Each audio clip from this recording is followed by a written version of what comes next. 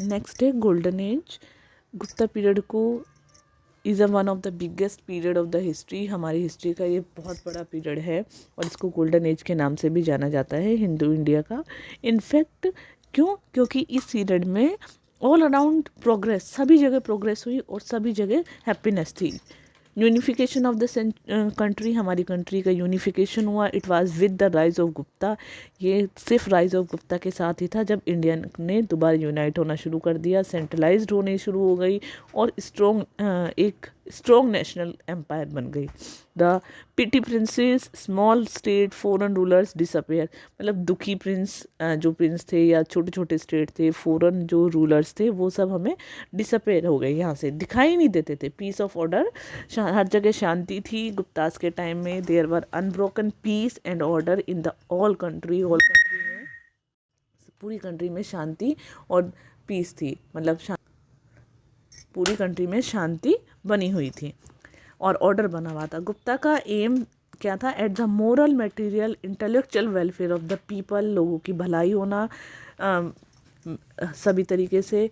Who enjoyed complete peace and happiness, सभी जो है कंप्लीट शांति और हैप्पीनेस को एंजॉय करें।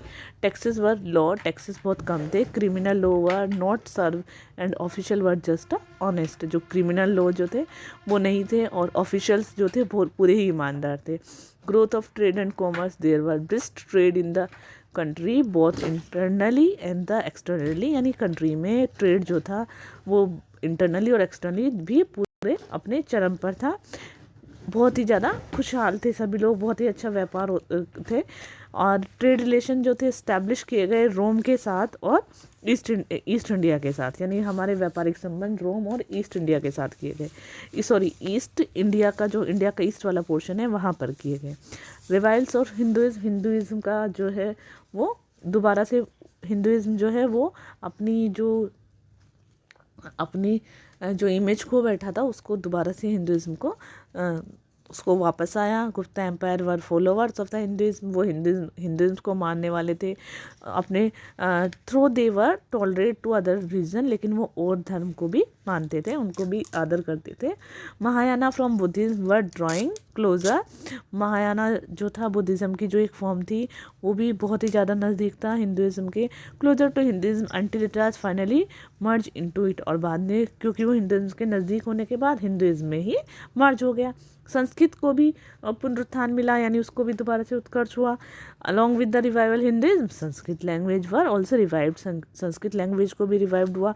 संस्कृत जो है वो कोर्ट की लैंग्वेज बन गई और it began to touch even the Buddhist vihara. और बुद्धिस्ट विहारा में इसको पढ़ाया जाने लगा। जैसे नालंदा, तक्षशिला और उज्जैन यूनिवर्सिटीज़ थी, वहाँ पर कुछ सीटें होती थी लर्निंग्स के लिए।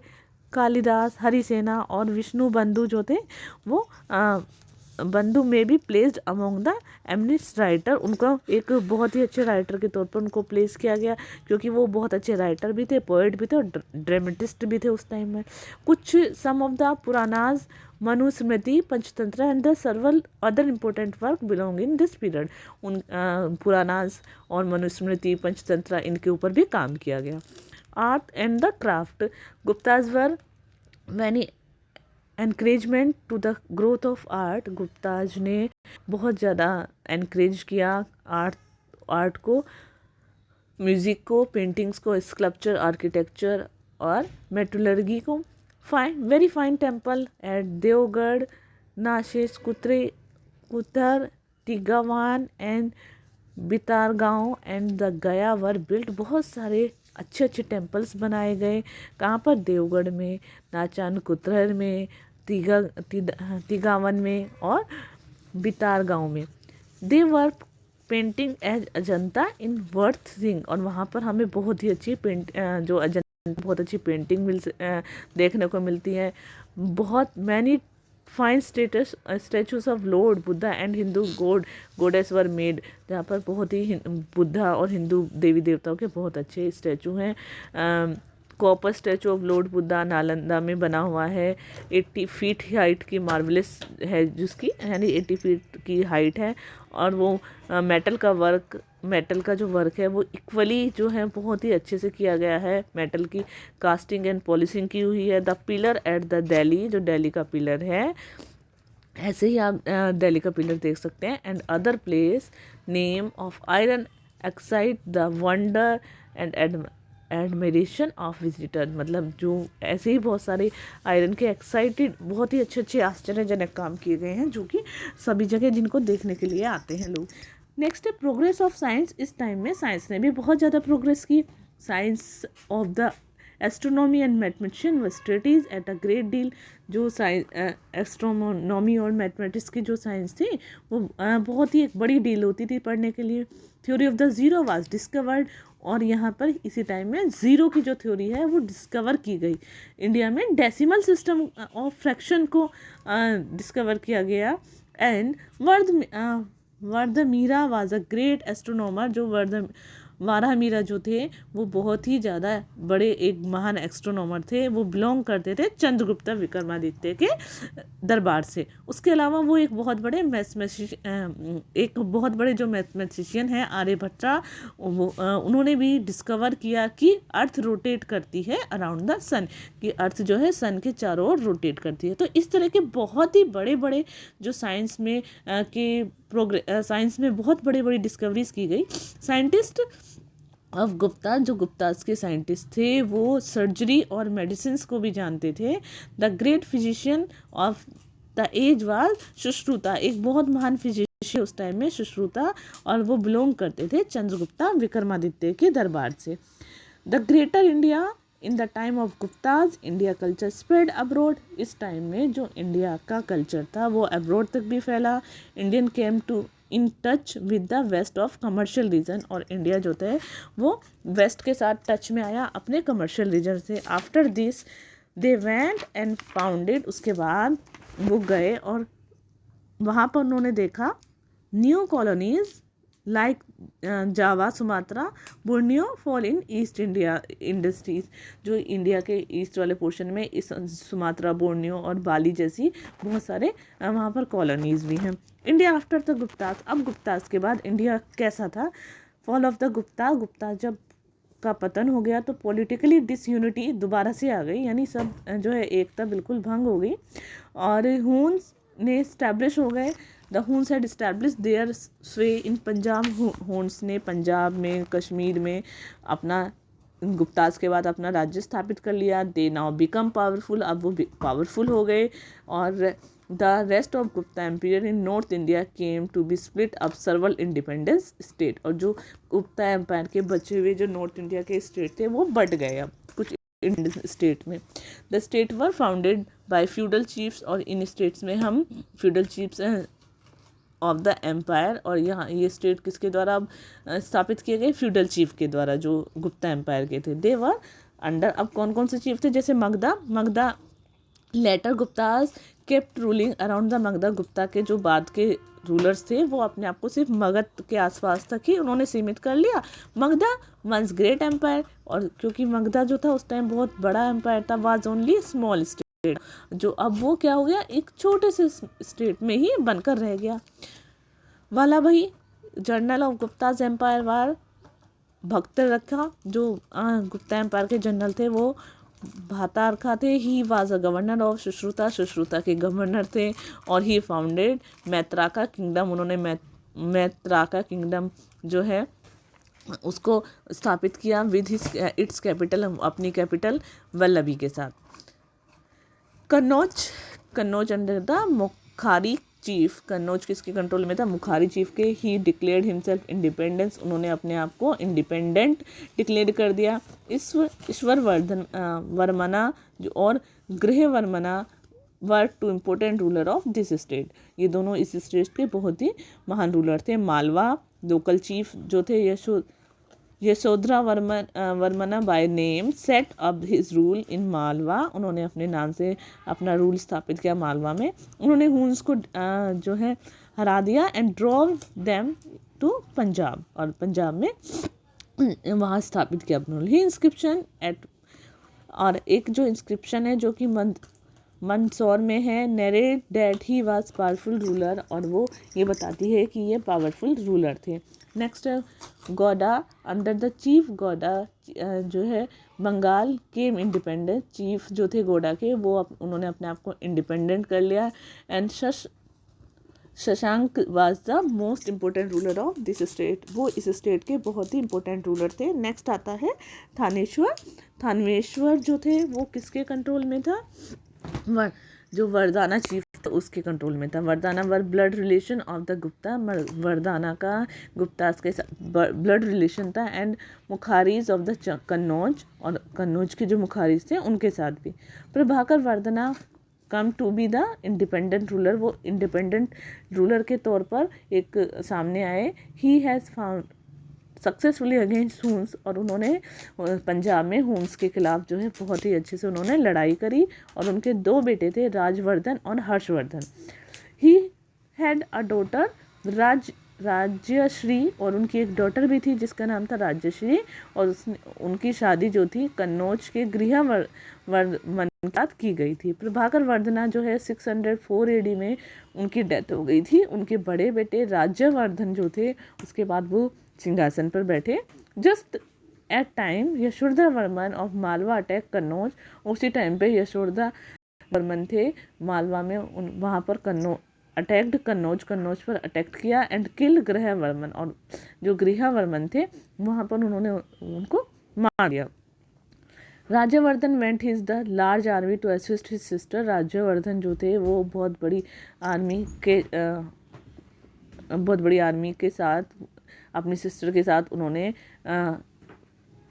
Defeat his sister and defeated the king of Malwa, Malwa के सिस्टर को उन्होंने हरा दिया। ही रिस्क्यूज हिज सिस्टर, अपनी यानी जब वहाँ पर वो बहुत बड़ी आर्मी के साथ गए राज्यवर्धन, तो उन्होंने अपनी सिस्टर को असिस्ट भी किया और मालवा के जो किंग थे उसको हरा दिया।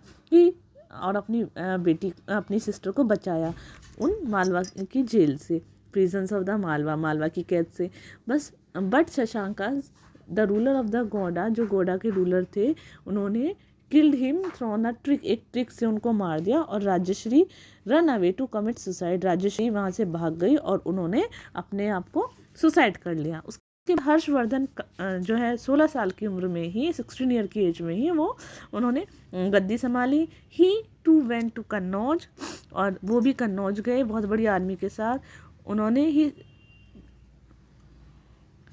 यानी वहाँ पर अपनी बहन को बचाया, क्योंकि उनकी बहन जो है सुसाइड कमिट करने लगी थी। He sister when he was to end her life, मतलब जब बस उनकी सिस्टर लाइफ को ख़त्म करने वाली थी। He brought back his sister, अपनी बहन को वापस ले जाए और स्टार्ट किया मैनेजिंग करना अपने पूरे किंगडम को दोबारा से, ऑन हर बिहाफ, यानी अपने बिहाफ के ऊपर दोबारा से उन्होंने अपनी किंगडम को मैनेज किया। At the suggestion of his general Singhanad, अपने जनरल सिंघनाद के बाद Harsha set out for digvijay, उन्हें दिग्विजय की उन्होंने एक दिग्विजय की उनको उपाधि दी। उन्होंने Rajasthan, Punjab, Uttar Pradesh, Bihar, Orissa within the period of 6 year, 6 साल के अंदर में ही मालवा और सौराष्ट्र इन सबको जीत लिया और एक बहुत बड़ा एम्पायर जो है बिल्ड किया।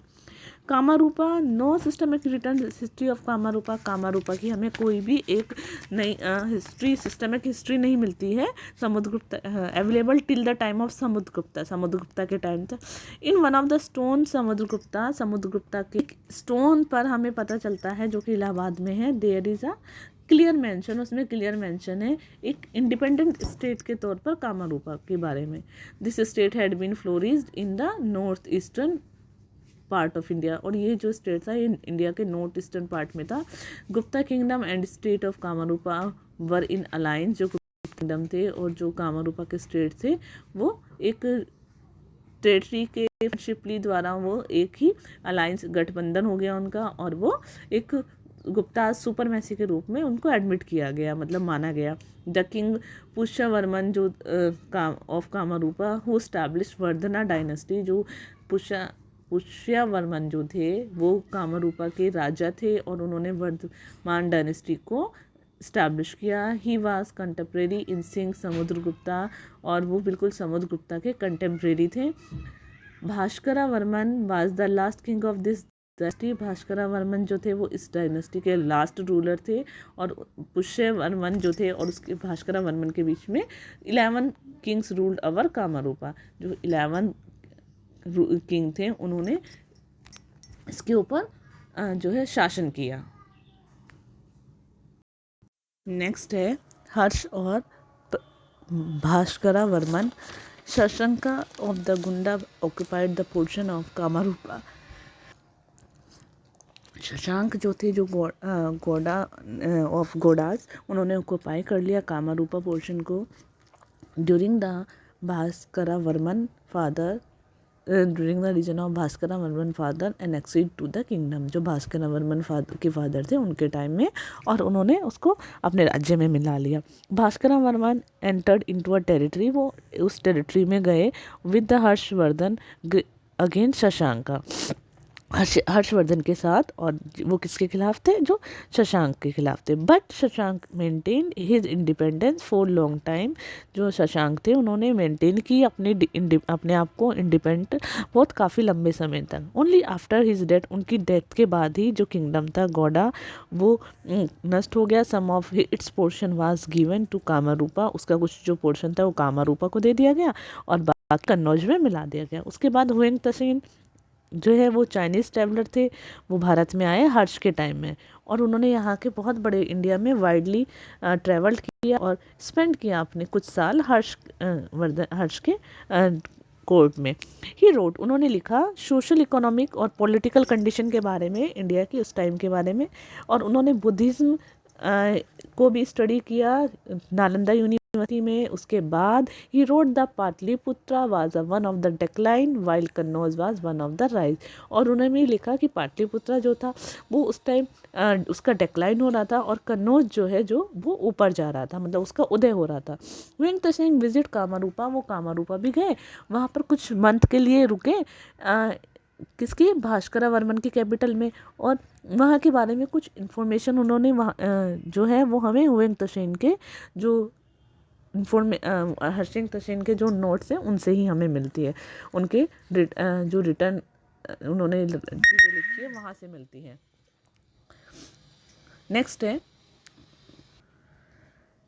नेक्स्ट हमारा है रिलीजन ऑफ हर्षवर्धन। हर्षवर्धन का religion to be with Harsha, he was devoted to lord Shiva to begin. Harsha ने शुरू में तो लॉर्ड शिव को डिवोट करना शुरू किया, उसके बाद उन्होंने बुद्धिज़्म को अपना लिया। बुद्धिस्ट व डिवाइड, बुद्धिस्ट जो थे वो डिवाइड हो गए थे बहुत सारे 18 सेक्ट में, यानी 18 हिस्सों में। Nalanda was the only centre of Buddhist study. Nalanda जो था वो बुद्धिस्ट स्टडी का सिर्फ अकेला सेंटर था। Bhaskara Varman was the given the highest place.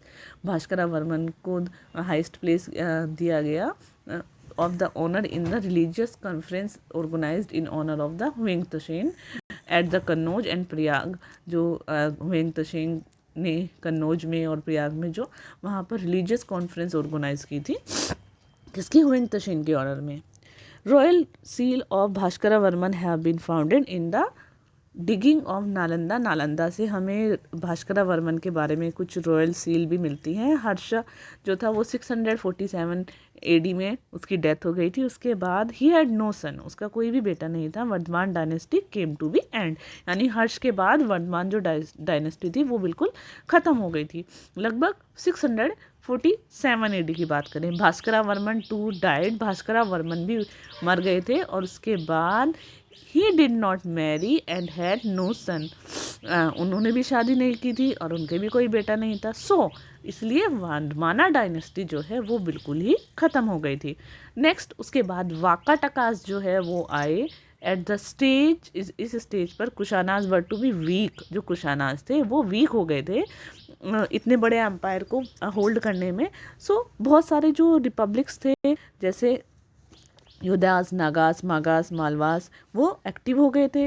युद्धेज between the Sutlej और यमुना गेव हिज लीड, उन्होंने अपना शासन स्थापित कर लिया था सतलुज और यमुना पे। नागास जो है वो मथुरा से drew from the Sakyas from Mathuras and Nagas were Hindu and worship various god and goddess. Nagas जो थे वो हिंदूज थे और वो अलग अलग देवी देवताओं की पूजा करते थे। But after the decline of Satavahanas came to Vakatakas Deccan and central, जब सातवानास का डेक्लाइन हो गया तो दक्कन में वाकाटाकास और सेंट्रल में वाकाटाकास जो है वो आए। प्रभाकर सेना जो थे वो इस डायनेस्टी के एक रूलर थे और उन्होंने विदिशा तक बुंदेलखंड से हैदराबाद तक अपने शासन को स्थापित किया। 4th सेंचुरी की बात करें तो वाकाटकास ने हेल्प किया गुप्तास की और मगधा को डिफीट करने में साक्या से, ठीक है। और जो साक्या क्षत्रप थे वेस्टर्न में। इन द 5th सेंचुरी, अगर हम 5th सेंचुरी की बात करें तो वाकाटकास रूल्ड किंगडम, उन्होंने पूरे किंगडम पर शासन स्थापित किया, स्ट्रेच किया, अपने आप को फैलाया मालवा तक एंड द साउथ, गुजरात से कलिंगा तक इन द ईस्ट की में, और आंध्रा और कन्नड़ किंगडम जो है वो साउथ में वहाँ तक फैलाया। रुद्र सेना जो कि प्रभास्कर सेना के ग्रैंडसन थे, उन्होंने भी नागास जो है नागास से लेकर वाकाटकास तक अपनी टेरिटरी को में मिलाया। वाकाटकास ने एडमिट किया समुद्रगुप्ता को सुपरमैसी तौर पर, यानी सबसे जो है ऊपर माना।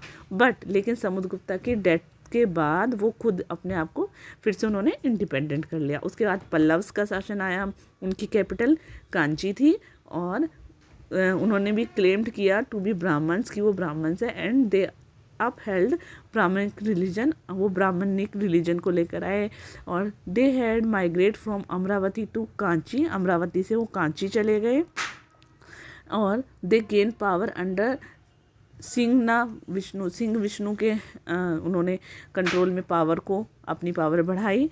कहाँ तक? To end of the 6th century, 6th century के एंड की बात करें तो उनके बेटे महेंद्र वर्मन फर्स्ट जो थे वो 600 से लेकर 635 AD तक उन्होंने शासन किया। वो आर्ट के बहुत बड़े लवर थे, यानी बहुत आर्ट को उन्हें बहुत प्रेम था और ही फाउंडेड टाउन ऑफ महेंद्रवर्दी, उन्होंने महेंद्रवर्दी के नाम से एक टाउन भी फाउंड किया और जिसको अवधि भी कहते हैं। And made their take known as Mahendrasar, और एक नई लेक भी उन्होंने बनाई महेंद्रसर। द नेक्स्ट पल्लव जो थे वो है नरसिम्हा वर्मन और उन्हें 2 टाइटल भी मिले, महामाला और वटापिकोंडा। उन्होंने ही फाउंडेड टाउन, उन्होंने महामलापुरम जो है जिसको हम महाबलीपुरम भी कहते हैं, इस टाउन को उन्होंने स्थापित किया। और उन्होंने 7 रॉक टेम्पल भी बनाया जिसको रथ टेम्पल के नाम से भी हम एट द महाबलीपुरम में जानते हैं, यानी जो रथ टेम्पल है वो नरसिम्हा वर्मन ने बनाया था। उसके बाद Pallavas remain power in till 19th century, 19th century तक जो पल्लवाज हैं वो पावर में रहे। और उसके बाद when their rule was that, जब उनका रूल ख़त्म हो गया तो चौलाज रहे। Next Chalukyas chief Pulakeshin first जो थे वो चालुक्य चीफ थे। उन्होंने ओवरथ्यू वाकाटाकास रूलर को उन्होंने से उनका रूल ले लिया और चालुक्य जो है चालुक्य का रूल स्थापित किया वातापी में। चालुक्यास रिमेन पावरफुल, जो है वो पावरफुल रहे 2 सेंचुरी तक, 757 तक साउथ इंडिया में। Pulakeshin first ruled from 543 AD से लेकर 566 AD तक एंड वाज सक्सीड बाय सन। उसके बाद उनके बेटे कीर्तिवर्मन राजा बने और उन्होंने एक he made large conquest and went फार मगधा से भी दूर, उन्होंने बहुत लंबे से एरिया तक उन्होंने अपना राज्य स्थापित किया। हिज ब्रदर, उनका मंगलेश सक्सीड हिम, उनके जो बेटे थे उन्होंने मंगलेश ने वो राजा बने। ही टुक मेड हिम कॉन्क्वेस्ट, उन्होंने बहुत बड़ी जीत हासिल की। और नेक्स्ट इम्पोर्टेंट चालुक्य रूलर जो थे पुलकेशन सेकंड थे और वो 609 AD में राजा बने। He was a great warrior, वो बहुत बड़े वॉरियर थे। ही डिफीट पल्लवास को हराया और उन्होंने and check the advancing Harsha in south, और साउथ में हर्ष को आने से उन्होंने वहाँ पर रोक दिया। ही वाज डिफीटेड, लेकिन वो हार गए और उन्होंने वहाँ पर नरसिम्हा वर्मन थे वो मारे गए पल्लवास के द्वारा 642 एडी में। पुलकेशन सेकंड जो कि विक्रमादित्य फर्स्ट के बेटे थे, रिमेन्ड होमलेस, वो 13 साल तक होमलेस रहे और 655 एडी में उन्होंने अपनी आर्मी बनाई, डिफीट किया पल्लवास को और दोबारा से उन्होंने वातापी को जीत लिया ऑफ हिज फादर, उनके फादर से। ही रूल टिल 688, वो 688 तक शासन किया उन्होंने। और उसके बाद जब फ्यूडल चीफ ने उनसे शासन ले लिया तो he found Rashtrakuta dynasty and Vatapi. तो अब वातापी में राष्ट्रकूट डायनेस्टी स्थापित हुई। Okay students, thanks.